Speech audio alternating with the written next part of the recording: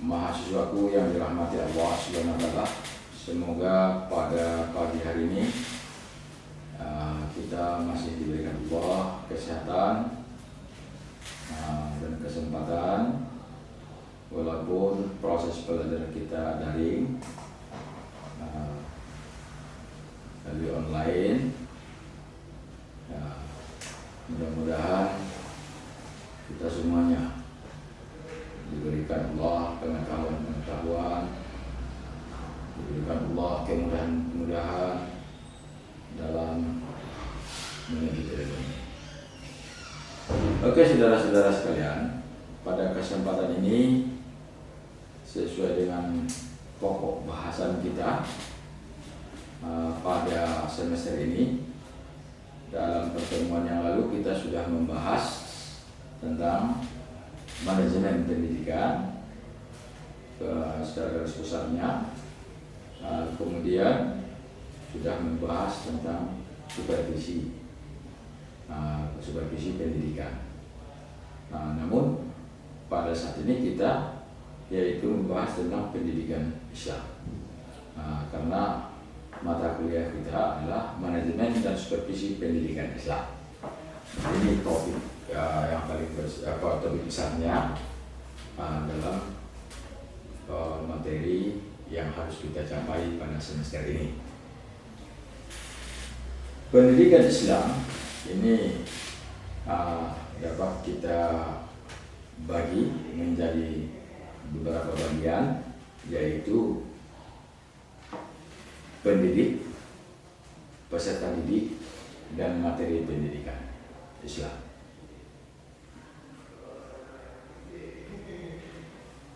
Saudara-saudara sekalian, kita bahas satu persatu. Yang pertama yaitu tentang peserta didik. Siapa sih peserta didik? Menurut Undang-Undang Nomor 20 Tahun 2003, peserta didik adalah anggota masyarakat yang berusaha mengembangkan potensi diri melalui proses pembelajaran yang tersedia pada jalur, jenjang, dan jenis pendidikan. Ini menurut undang-undang. Namun menurut pendapat para tokoh, banyak yang memberikan definisi. Itu bisa saudara-saudara baca nanti, bisa saudara-saudara lihat nanti dalam buku-buku yang berkaitan dengan ilmu pendidikan. Kemudian saudara-saudara, yang kedua adalah tenaga pendidik atau guru. Nah, ini menurut teori Langenfeld, beliau mengatakan bahwasanya guru adalah orang yang bertanggung jawab terhadap perkembangan dan kedewasaan anak didik. Jadi orang yang disebut pendidik itu karena adanya peranan dan tanggung jawab mendidik anak. Guru menurut Imam Al-Ghazali berpendapat bahwa kompetensi personal religius mencakup. Ini seorang guru menurut Imam Ghazali itu harus memiliki kasih sayang terhadap peserta didik dengan memperlakukannya sebagai mana anaknya sendiri. Kemudian yang kedua, seorang guru harus memberikan tauladan dan harus mencontoh tauladan yang diberikan oleh Rasulullah SAW. Kemudian seorang guru harus bersikap objektif. Kemudian seorang guru harus bersikap luwes dan bijaksana dalam menghadapi peserta didik. Kemudian bersedia mengamalkan ilmunya. Ini menurut pendapat Imam Al-Ghazali. Guru wajib memiliki kualifikasi akademik, kompetensi, sertifikat pendidik, sehat jasmani dan rohani, serta memiliki kemampuan untuk mewujudkan tujuan pendidikan nasional. Jadi saudara-saudara sekalian, saudara, calon-calon guru agama. Tentunya ini yang harus sangat kita perhatikan. Kita memiliki kualifikasi akademik, ya kita menyelesaikan dengan proses sampai Anda dapat gelar sarjana. Memiliki kompetensi, keahlian tentang pendidik, memiliki keahlian jadi guru, memiliki keilmuan pedagogi. Kemudian seorang itu harus sehat jasmani dan rohani. Kenapa perlu ini? Ya kalau seorang guru tidak baik, kalau seorang guru rohani tidak jelas, ya otomatis bagaimana dia mau memberikan pelajaran, bagaimana dia mau membimbing anak. Jadi guru itu satu keteladanan yang digugu dan yang ditiru. Saudara-saudara sekalian, kualifikasi akademik yang dimaksud dalam pasal 8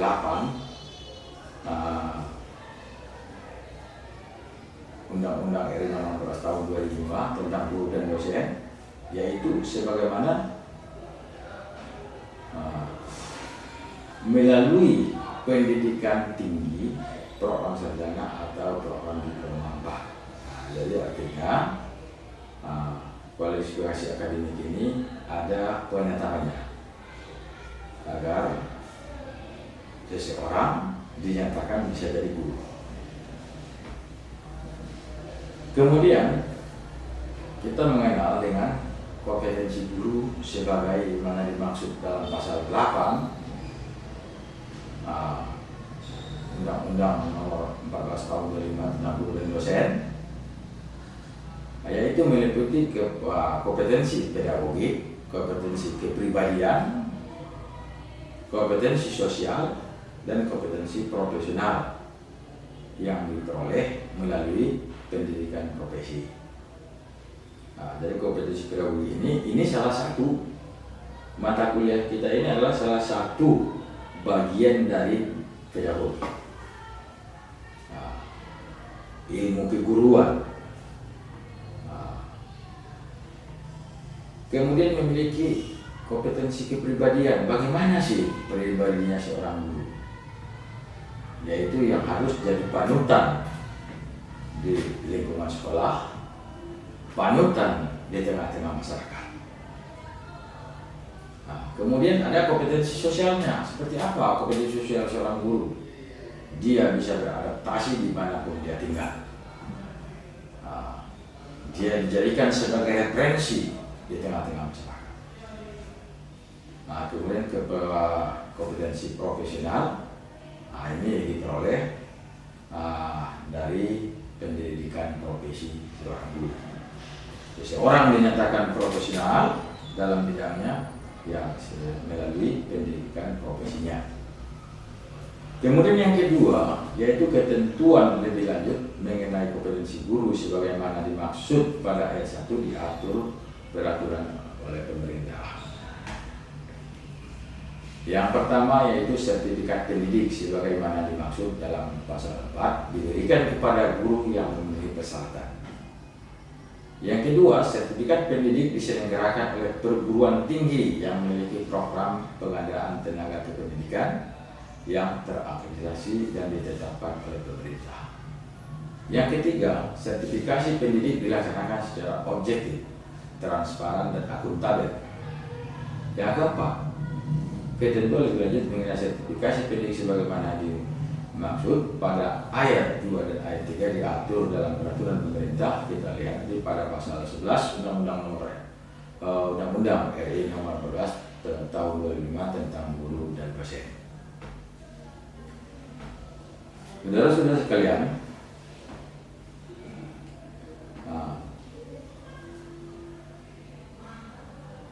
melalui pendidikan tinggi, S1 atau D4, Undang-Undang Guru dan Dosen.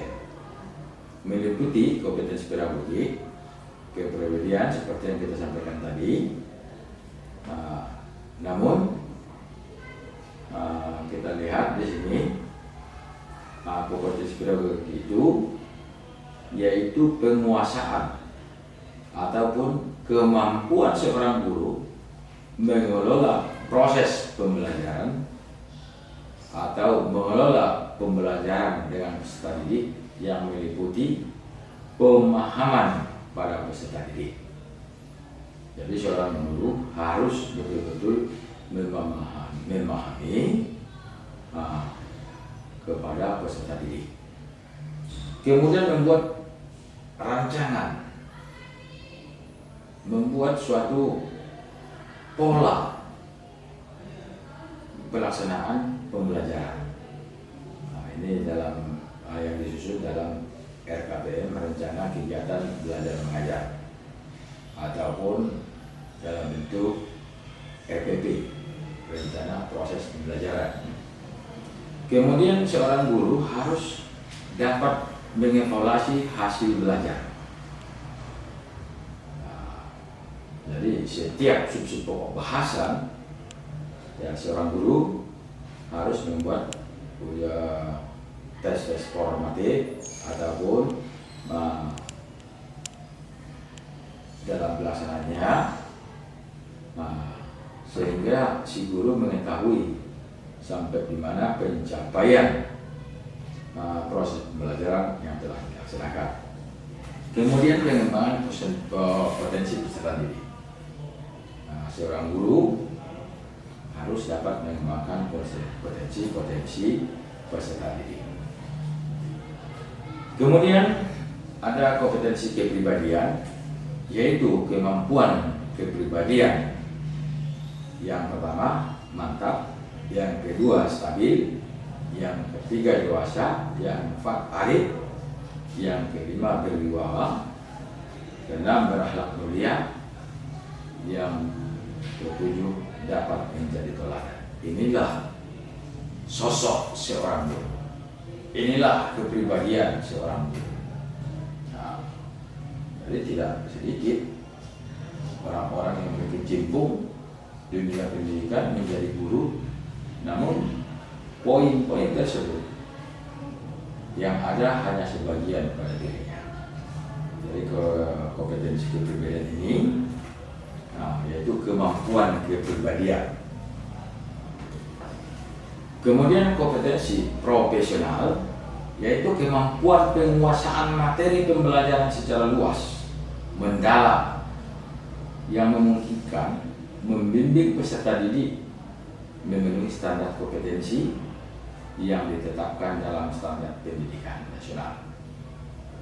Jadi seorang guru harus mempunyai kemampuan menguasai materi-materi pembelajaran, harus dapat menguasai metode-metode yang digunakan, strategi pembelajaran, penilaian pembelajaran. Jadi sehingga tujuan pembelajaran itu dapat tercapai, dengan istilah dapat dituntaskan dengan optimal.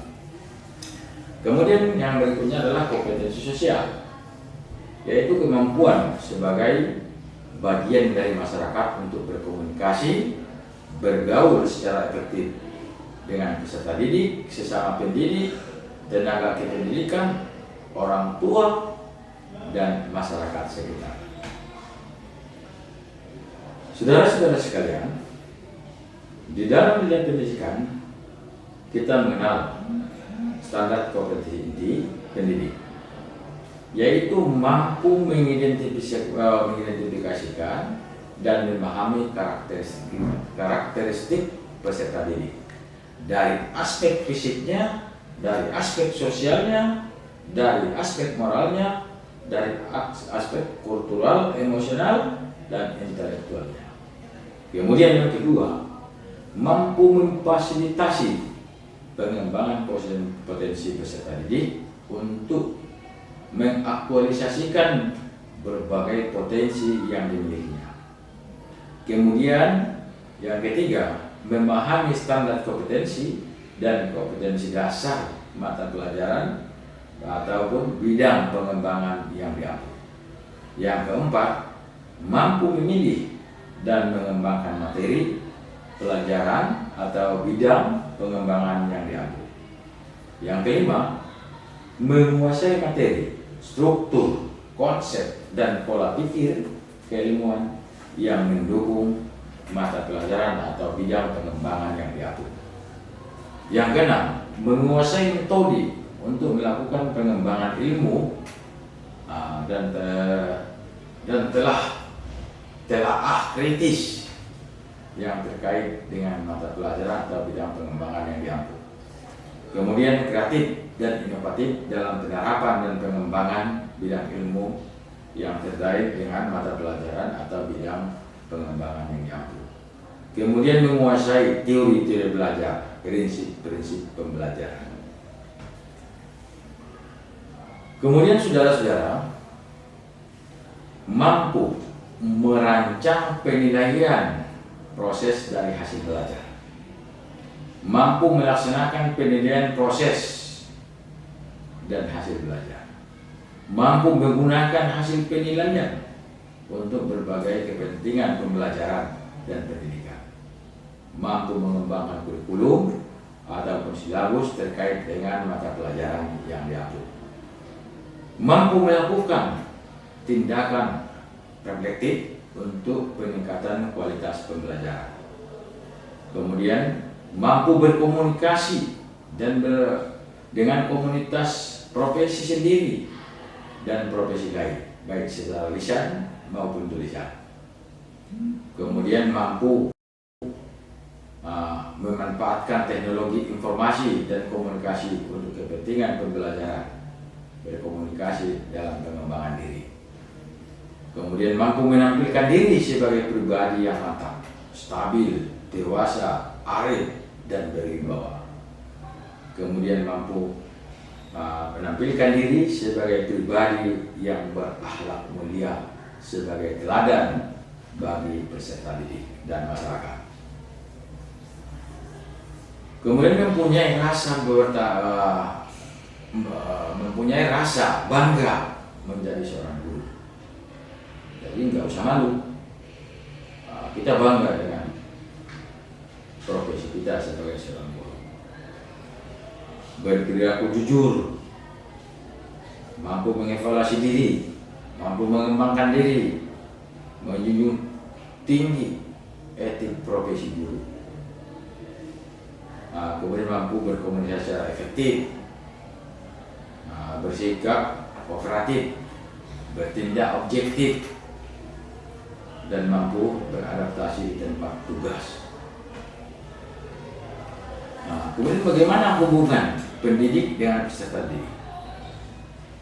Harus menumbuhkan cinta dan kasih sayang.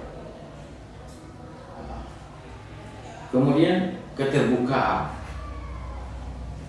Kemudian dibuat suatu kebebasan memberikan pendapat, kebebasan berbicara, kemudian menanamkan kejujuran,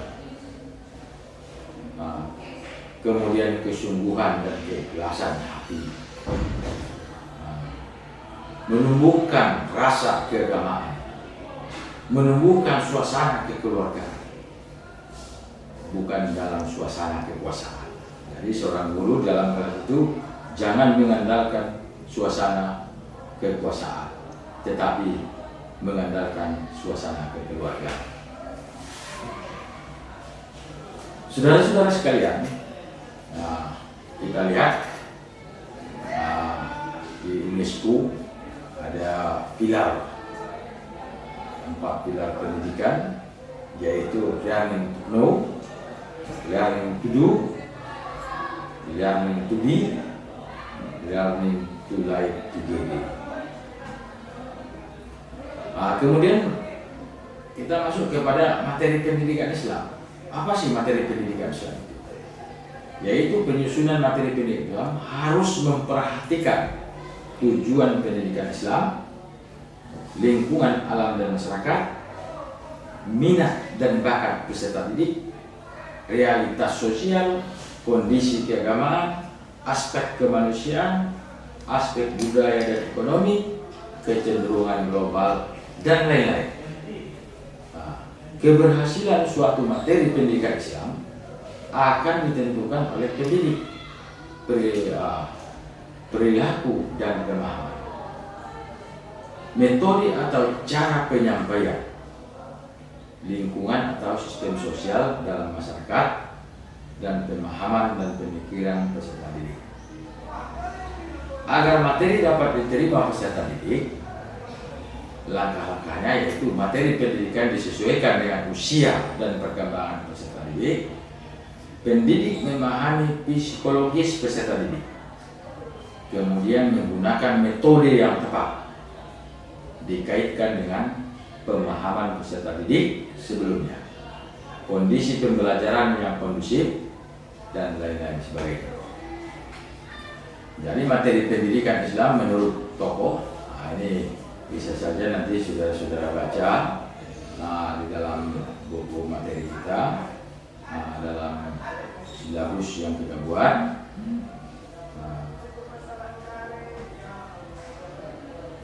Kita ambil satu contoh. Menurut kondisi aja kita ambil. Bagaimana sih kurikulum dalam Islam itu? Kan gitu. Jadi menurut kondisi kurikulum yang merupakan keharusan bagi setiap anak tentang kandungan ayat Al-Quran, penguasaan terhadap ilmu bahasa Arab, membaca dan menulis Al-Quran, dan lain-lain.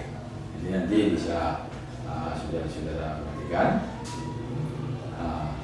Namun ada yang perlu kita perhatikan, konsep kurikulum, yaitu berkaitan dengan konsep ilmu pengetahuan yang dibagi menjadi 3, ilmu-ilmu yang berbentuk baik sedikit maupun banyak, yaitu ilmu-ilmu yang tidak ada pemanfaatannya baik di dunia maupun di akhirat. Kemudian saudara-saudara,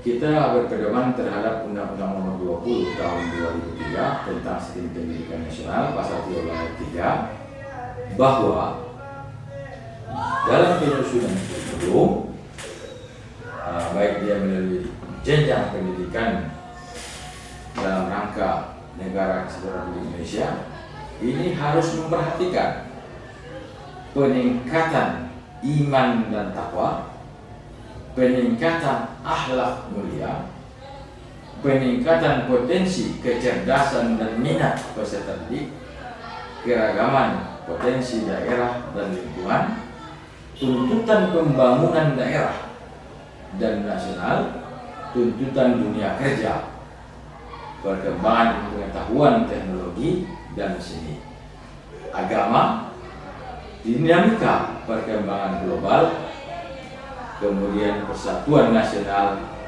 dan nilai-nilai kebangsaan.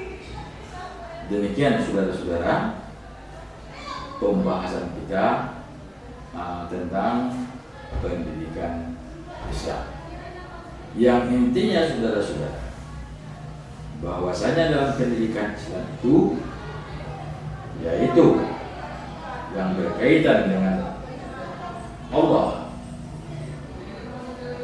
sebagai suatu ibadah, keyakinan kita kepada Allah sebagai keimanan, kemudian hubungan kita terhadap sesama manusia yang dibarengi dengan akhlakul karimah. Jadi akidah, syariah, akhlak yang mulia, inilah yang harus diterangkan di dalam dunia pendidikan Islam, yang tujuan akhirnya adalah menciptakan manusia bertakwa kepada Tuhan, kepada Allah Subhanahu wa taala, berakhlak mulia, menjadi insan kamil. Demikian, assalamualaikum warahmatullahi wabarakatuh.